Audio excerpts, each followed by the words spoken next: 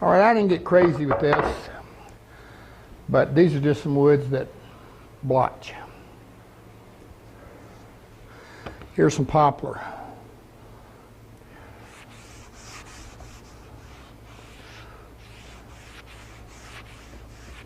You know, you can take poplar and make some right good looking cherry out of it, and you can make some right really nice looking walnut out of it, as long as it don't blotch on you. I'm not sure about this side. You know, like I said, I'm not going to get carried away with this. I got a video out there. But this is the other side of the poplar.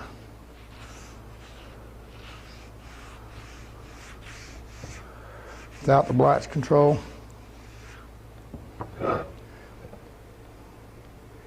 Without. And with.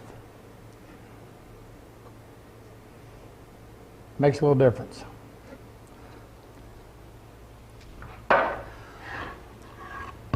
Now, remember I told you, one of the things that we formulated was that the product would take the color. Now, here's a piece of cherry. See the sapwood on it? Now, if you don't know, sapwood on cherry, same thing with walnut. Now, walnut's not a blotch-prone wood, but if you got sapwood in it, and a lot of times you don't know that. And the reason for that is they steam walnut when they kiln dry it. And they do that to make the color migrate into the sapwood and color it. Now, they do that to increase the yield, because walnut's one of the few woods nowadays that sapwood's considered a defect in.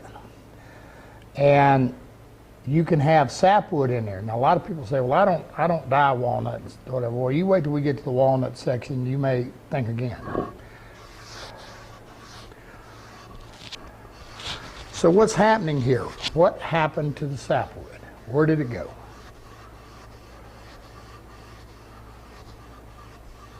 Well, what happened to it is that the product actually took the stain. Now, there's a caution here. This is General Finishes cinnamon dye. It's just what I grabbed. It shows up good on camera. But cherry darkens as it ages. And that sapwood is not going to darken with it. So even though you can now get an even color, you need to think about the color you're using. Because you either got to get fairly dark with it, or at some point, just like this cinnamon dye, in a couple of years, the heartwood in this is going to get darker than the sapwood. It's going to show. Now, one of the other things you'll find today, and this is, you know, when you're buying cherry, a lot of times it's graded now as clear one face. Now, you saw the sapwood on the back of this, but if you look at the other side, we don't have any sapwood. Just make sure you're putting your, if you got to use the sapwood, make sure you're putting it, hiding it the best you can.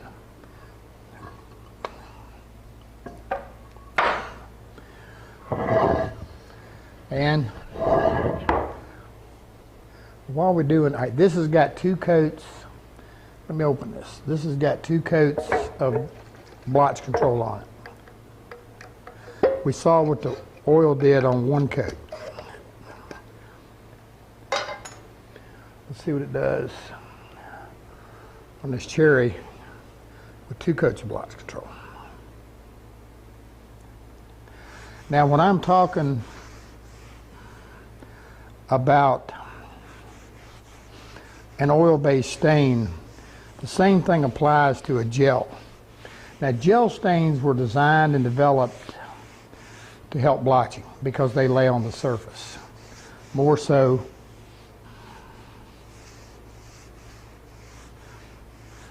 now this is going to show you what having a good stain does. You're getting a little shiny there, here and there, but the colors, I'm going to wipe it back a little bit. But we got a pretty nice even color. You can even see up here where I didn't wipe, where I missed it.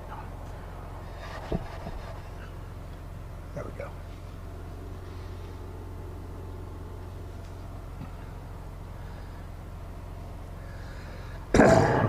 So that's our product.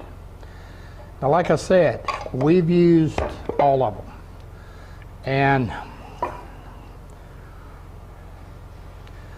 you know, when we do finishing classes here, we used to kind of do, we'd kind of do a board beforehand and go through and show all the variances and the differences and whatever like that. But in this finishing class thing online, I'm just trying to cut to the chase so that there's not a lot of hoopla, if you will.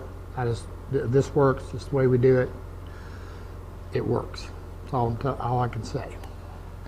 But while I got you, I'm going to show you how to apply it.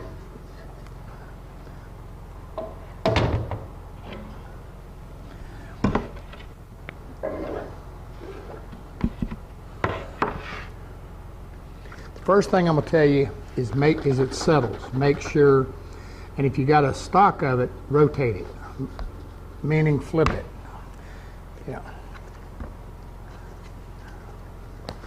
And make sure it's make sure all the solids in the bottom are mixed up. Good. Now, I'm gonna have to stir this. I'll get something to stir it with. Be right back. Well, I won't be back. Good enough. See the goop in the bottom? Make sure you get that mixed. Good. One of the best ways to do it is just take an old paintbrush, clean one, but just a cheap paintbrush, and get in there and stir it. Just make sure it's well mixed.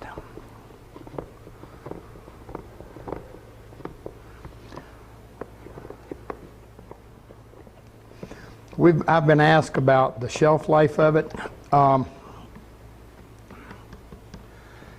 It's been on the market now for this is July 2013.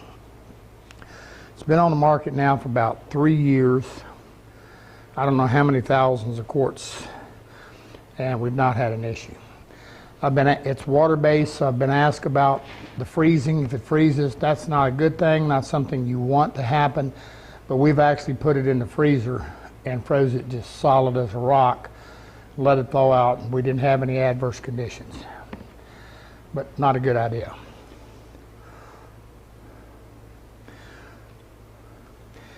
Now, we get a lot of questions about spraying it.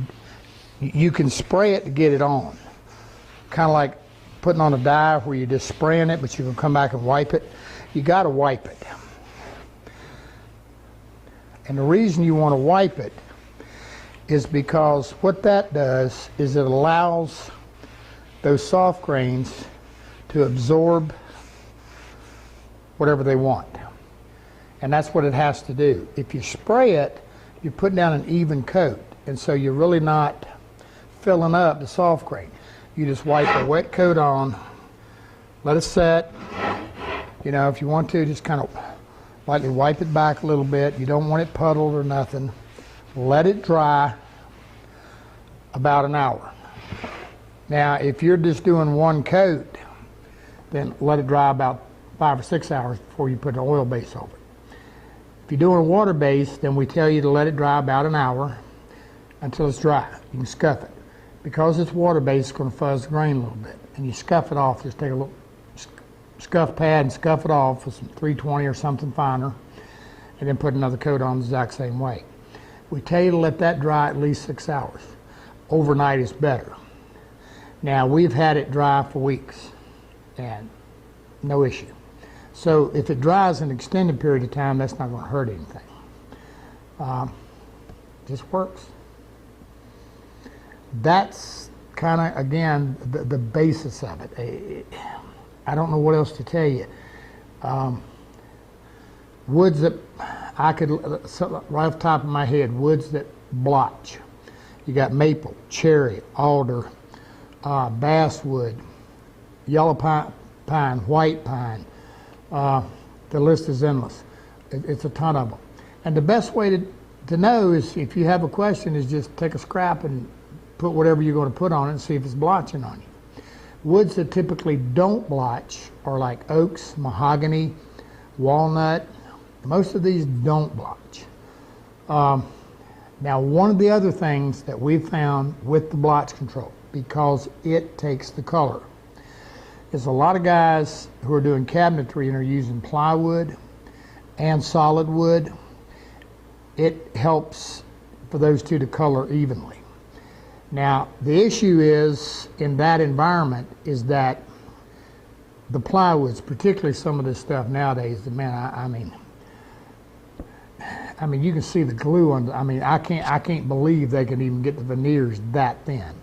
You can actually see the glue line under it. So what happens is it's so thin, and you've got this layer of glue back there that when you put a color on it, there's nothing for the color to be absorbed into. The veneer is so thin. On the other hand, the solid wood, it does.